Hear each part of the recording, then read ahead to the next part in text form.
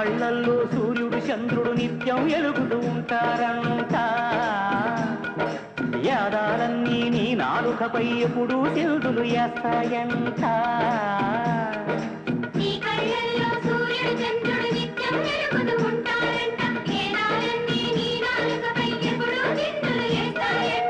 నింగి నీకు గొడుగంట